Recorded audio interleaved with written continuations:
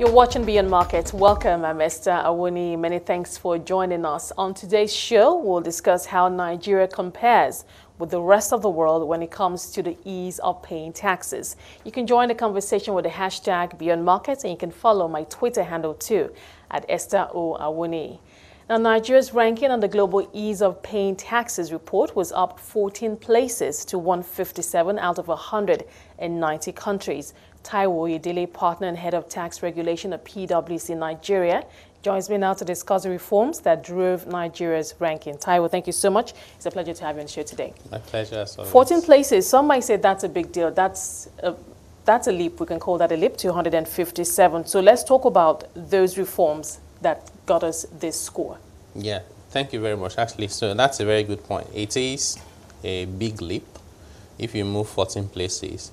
Which is worth celebrating. But before we get carried away, the other dimension to it is that if you look at our score, last year we were at 53 points, and this year we are at 53.5. So we will actually just move up 0.5. Okay.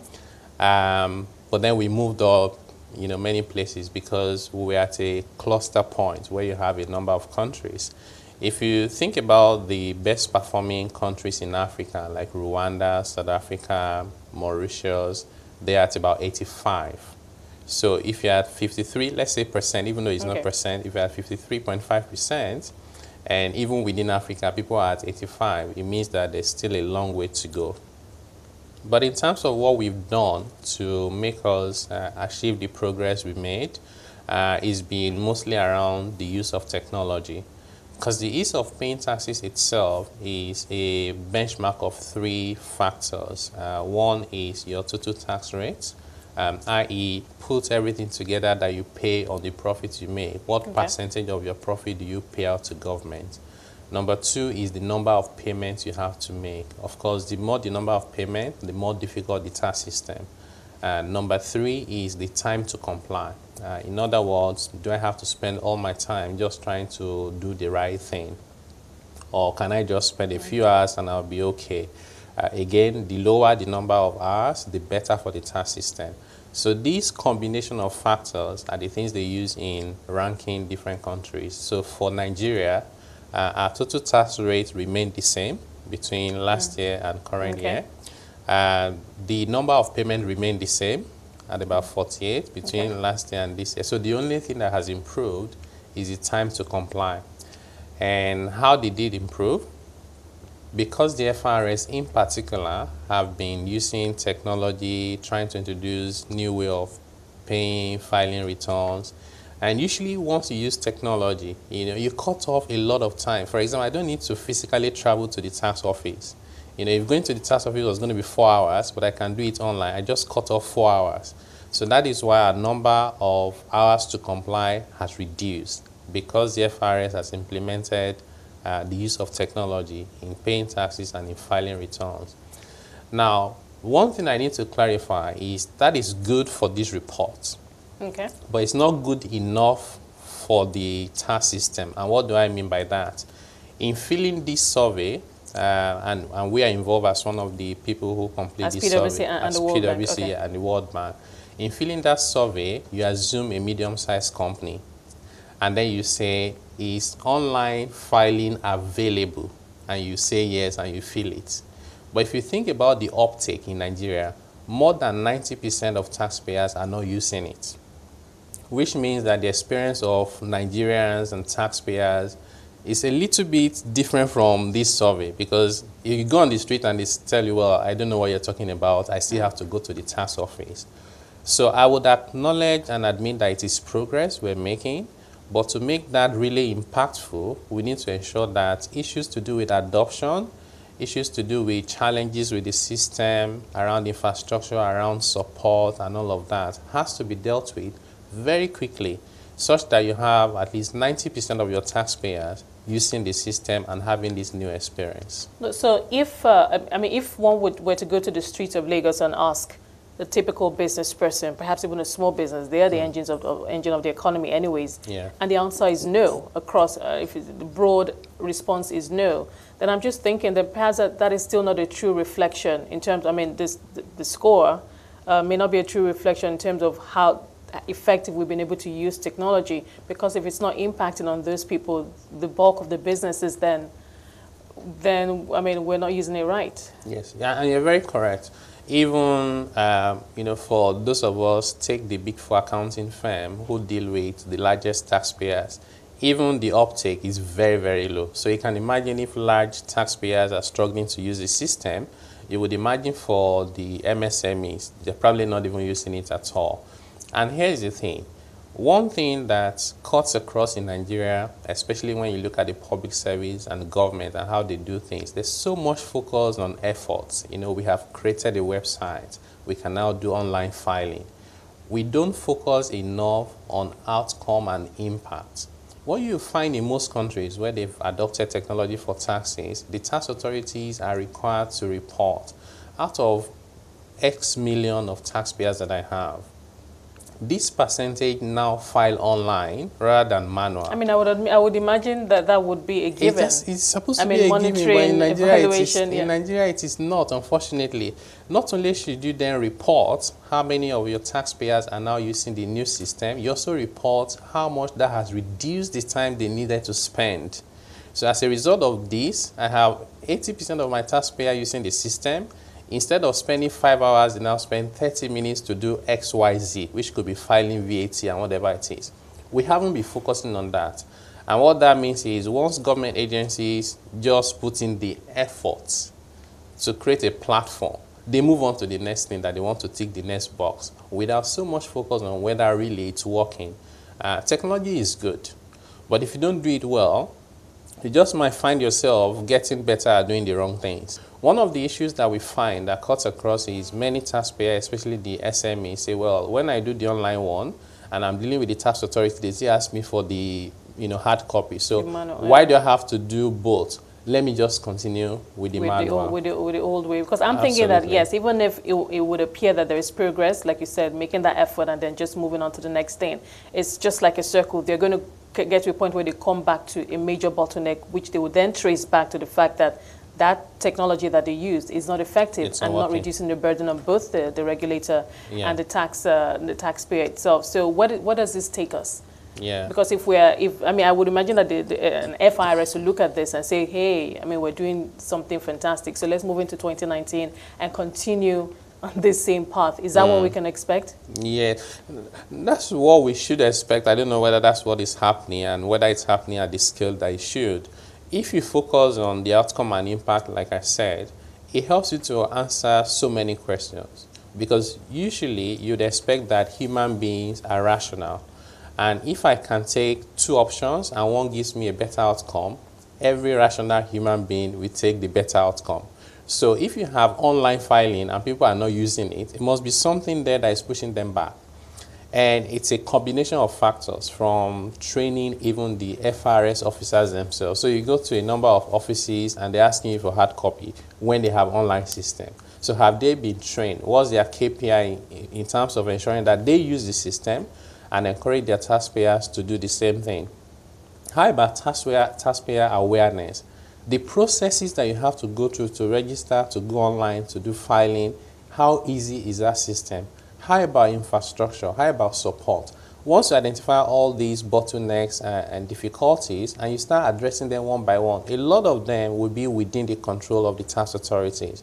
I do admit a few of them will be outside of their control, but let's start with the things we can control first, and then we can move on to the next phase. So you're saying that is the case. We haven't, the regulator has not been able to identify those things that cause the bottlenecks, yes, and then solving them. Yes, they haven't yet. They haven't yet. And as a stakeholder in the system also, we are very interested in Nigeria doing better. So one of the things we've done at PWC was to look at the entire system of these online filing and e-payment for tax purposes, and we've identified where those problems are, and we're discussing with the authorities to fix them, but progress has been slow. So what is the body language? Is it one of acceptance and, oh yes, okay, you have a point, we do need to look at these issues and begin to tackle them? What is it? What has been the response? Yeah, I'll say the body language is very positive. Because usually what you find in Nigeria is denial. Oh, this is good. Why are you criticizing it? But that's not the case. Okay. So we find the authorities, even at the state level, at the Joint Task Board and the FRS, saying, oh, thank you for this. We're happy for this feedback. We're willing to work on it. Maybe they're doing too many things, maybe limited resources, maybe a combination of factors, but progress has been slow. And which is why I think that if at the highest level, and that could be at the executive level, arm of government, in terms of the way you measure performance, not just whether they've collected more taxes. If you start shifting focus to things like impact and outcome and how easy it is in the tax system to pay your taxes and comply, you begin to see a different result, which by implication naturally will result into higher tax revenue. But we keep flogging these, let's collect more. Yes, you have a point there because, I mean, when you look at the newspapers and when it comes to revenue collection and the target and the progress and the extent to which an FRS or even the local one has collected, is usually what the number is. It's usually what percentage have you been able to achieve out of your target for X number of year? So I guess that is why, I mean, there's usually the focus, maybe political, of course, we know that with the fiscal pressure, revenue pressures, that will be, that we would see an FRS focusing more on how much they can rake in. So for the FRS, for the authorities, one of the goals that we wanted to achieve was expanding the tax bracket, the tax net. Would you say that they've been able to significantly do that? I mean, we're going to the end of the year now for 2018. How much progress would you say they've made in that regard? Yeah. So in terms of the tax net, I'll say there has been progress. So the tax net is essentially measured by the number of taxpayers you have with the tax authorities. And that for us in Nigeria will be both corporates, businesses, as well as individuals. So in terms of individuals, we've moved from where we used to be at about 9 million nationwide to about 14 million. So you've added about 5 million new taxpayers in just about 2 or 3 years. Is that significant for the kind of population that we have, the kind of business community that we have? In terms of the growth from where we used to be, that is significant. In terms of where we are now compared to where we should have been, or where we could be. It's not significant. We have a workforce of about 80 million people. And bear in mind that the tax net doesn't mean that you have to pay tax. It just means that you are a taxable adult and you're registered. You've been identified. You've been identified. You know where you are. So we should have 80 million, but we have 14. We're not even at 25% yet. So it's still a long way to go in terms of expanding the tax net. Taiwo, most thank you for your time so far. We'll come back, pick up from where we left off, take a short break now. I've been speaking to Taiwo Oyedele, partner and head of tax regulation at PWC Nigeria. We'll continue our discussion right after this short break. If you're just joining us, Taiwo Oyedele, partner and head of tax regulation at PWC Nigeria, is our guest today, and we are discussing Nigeria's strides in the ease of paying taxes. Taiwo, thank you for your time so far. Let's continue from where we left off. We're talking about the tax net and bracket and to what extent the regulator has been able to capture more people. So we've moved a good number of paces, but there's still the issue of multiplicity of taxes, being some people, some individuals and companies still being overtaxed because they've been identified, and those outside of the net, maybe due to lack of the proper use of technology, especially those in the informal sector, are still not being captured. What can you tell us about that? Yeah, so just on the point about the tax net, so I said, well, we have improved by adding about 5 million new taxpayers into the tax net. For companies, we've added over 250,000 new companies into the tax net. But here's the thing. One, we're not anywhere close to where we should be or where we could be. Two, actually around the world, in the US, the top 1% taxpayers pay more taxes than the bottom 90%. In South Africa, the top 1% pays more than the bottom 95%. Okay. So this is not just about developed countries alone, also in developing countries. So you find consistently around the world, the top 1 to 2% pay more than the rest of the population. So if you're beating up the rest of the population to expand the tax net, you're wasting your time and wasting the resources of government. If you focus on the top 1% of society and you increase the tax net in that space, your tax revenues will go up by more than 200%. It's magical. It's the way life works. A lot of the people we have in the tax net today shouldn't be paying income taxes at all. If you were in the UK and you earn £11,000 a year, you were exempted from taxes. In South Africa, we have exemption. Even in Kenya, So, but here in Nigeria, even if you earn minimum wage of 18,000 per month, you're supposed to pay tax. And then we celebrate that we have expanded the tax base by putting those poor people into the tax So net. it has to be a country, a deliberate policy of an individual country that, okay, we are not going to tax certain number of people, maybe in this particular income bracket, and we just focus on. Absolutely. Okay. So you protect your poorest and most vulnerable population. So we're not doing that here. We're not doing that in Nigeria. We should be doing that. So that's when we start expanding the tax net and you start seeing the results. So why do you add 5 million people into the tax net and the increase in tax revenue is so insignificant? It's because we're adding the wrong people. Oh. So once you deal with that, the other issue we need to deal with in Nigeria is the question of the tax base.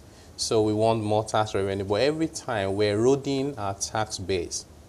Every single agency, every single business, every sector wants tax exemption. You know, when government go around in Nigeria, federal, state, the only thing they talk about is tax incentive. Before you finish saying ABC, they tell you we're going to give you incentive in this and that. Every single time you do that, you erode your tax base. That doesn't help with tax collection. What we need to focus on is not giving incentives, it's removing what I call tax disincentives. Okay. All over the world, people do businesses and they pay tax. You know, tax rates are very high in Europe, in the US, and people are still paying the taxes. So if you make doing business and the ease of paying taxes to be easy, people will do their business and they don't mind paying taxes. When you start waiving this and that, there's free zone here, there's pioneer status there, there's VAT exemption here. When you finish doing all of that, and because there's not a systematic way of granting those things, there's a lot of discretion. You also create the avenue for corruption. So we need to fix all of this. And coming to your question about multiplicity of taxes, not only do we have multiplicity of taxes, we have multiplicity of agencies. Was that because this is a problem, a challenge we've talked about for several years? Would you say that the authorities have come to the realization that it is a problem? And would you say that there have been deliberate steps, maybe by way of policy, to actually address it? To just untangle all the interagencies just doing the same thing and just overlapping? I think the problem is so obvious that you can't deny it. So I would say yes, they admit that it is a problem. Are they doing anything about it? Yes. Are they doing enough? No. Now, in 2013, there was an initiative by the Manufacturer Association of Nigeria, and I supported them with this process, which is why I know a lot about it. And it was to purposely address multiplicity of taxes. Man found out that in some of the states, their members were paying over 100 different taxes. 100? So, yeah, we then went and said, well, you know, let's deal with this issue. We went to the National Economic Commission, and then they created a unit to look at the issue, and then they gave the mandate to the Joint Tax Board to try and reduce the number of taxes. Guess what happened? Before the complaints, we had about 39 different taxes, federal, states, and local government, legitimate taxes. If you look at illegitimate, there are over 200. So when they were done, you know what they did? Being collected by the authorities? By the authorities, legitimate taxes. By the time they were done with the exercise that man complained about and NEC asked the Joint Tax Board to do, you know what they did? The legitimate number of taxes increased to 59. It was almost like a joke. So we said that the number of taxes were too many. We came to you, and then you increased the number of taxes. And the way it had happened was, the Joint Tax Board is the body of all tax administrators in Nigeria. What they simply said was, you know, let's harmonize. But every state said, when you finish harmonizing, ensure that you have all my taxes on your list. And that's the reason why the list went up. So we're not doing enough. It's either we don't believe that it's a problem, or we're not sincere in the way we're approaching it. When you harmonize taxes all over the world, you find that more than 90% of your tax revenue come actually from less than 5 different taxes. So why don't I just focus on maybe top 5 or top 10? Why do I have to go through 60, 70 taxes that is not really yielding results? And when you don't have enough tax revenue this year, you say, you know what, let's introduce a new tax again. We're just discussing again, you know, today about the taxes on telcos and the one with the Kogi state. Yeah, with the Kogi state, 36 different taxes. You're asking just a base station to pay 36 different taxes in one state. That is ridiculous. So you think it's, I mean, of course, for the telcos, I think I've had the president of one of the associations of the telecoms, and he keeps saying that, you know, there's that perception that, you know, the telecoms industry, it's a big cash, you know, it's a big cash cow, and why not, by all means, tax them as much as you can. So, I mean, are they protected? I'm just wondering. I know that these taxes come from the authorities, from higher authorities, and many times companies just feel helpless. Is that the way it's going to be? Yeah, that's the way it is, but that's not the way it should be. So you're right. Focus is always on oil and gas companies, banking, and then telecom will come next. And then the idea is people think that they have so much money and therefore just do whatever you can to get some money from them. There are established procedures laid down in the law as to if I assess you to a tax liability, whether you dispute, whether you pay. They're not things where you just go and shut down the base station. So that's very draconian.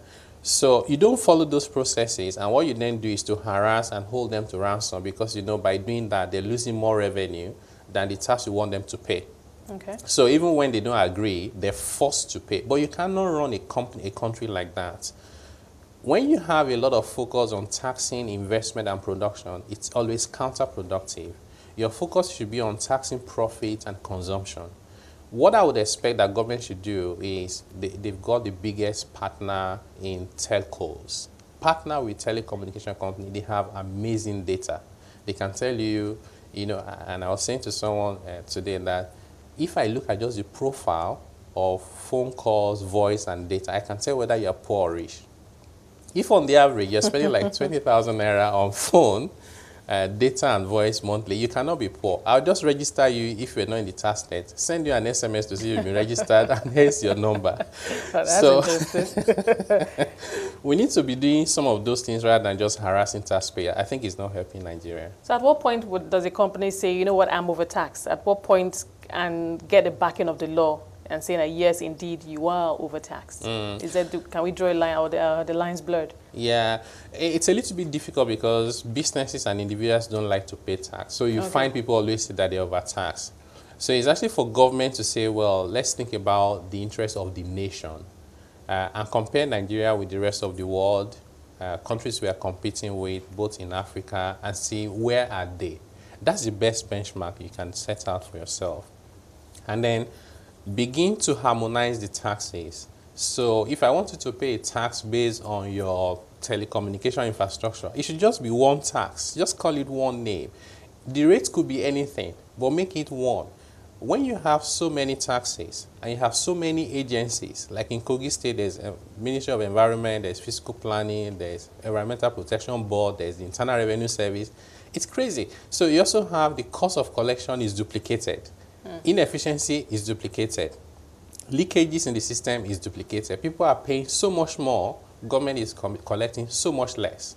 So there's just so much data around to support the fact that when you harmonize taxes and you harmonize agencies that collect them, you become more efficient, you collect more tax revenue, and the system is more business friendly.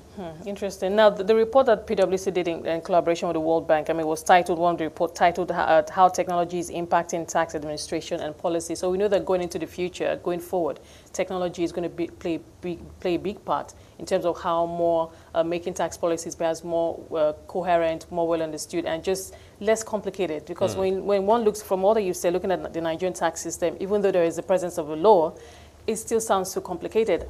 Enforcement, implementation sounds even more complicated sometimes. So I'm just wondering, and I'm happy you've said that you're consulting with the FIRS and body language is positive, feedback is positive. So what can we expect to change? And can we begin to see more technology, new technology, employed in the process as we go forward?